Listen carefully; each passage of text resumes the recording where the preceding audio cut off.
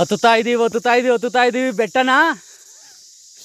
ಅಪ್ಪ ಹಾಂ ಏನು ಮಾವ ಜೋಳಿಗೆ? ಏನು ಜೋಳಿಗೆ ಬೇಡ.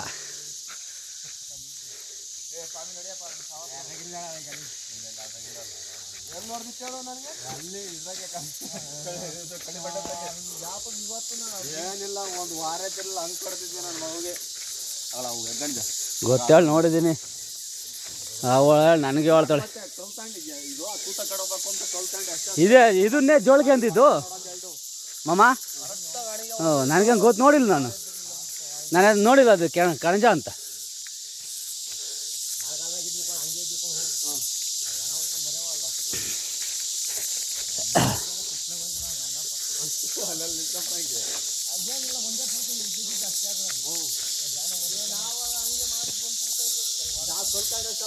ಎಲ್ಲ ಬಗಲ್ ಮಾಡಿ ಹಾಕಿದ್ವಿ, ಹೊಡೆದು ನೋಡ್ಲ ಅಷ್ಟೇ ಬಾಯ್ದುಕೊಂಡು ಓಡಿದ್ರಿ ಎಲ್ಲ ಬಿಟ್ಟು ಮತ್ತೆ ಅಡಿಗೆ ಹೊಡೆದಿತ್ತು. ತಲೆ ಎತ್ತಕ್ಕೆ ಆಗ್ತಾ ಇಲ್ಲ, ಜನ ನೋಡೋಕ್ಕಾಗಲ್ಲ, ಹಂಗಾಗೋಗ್ಬಿಟ್ಟು.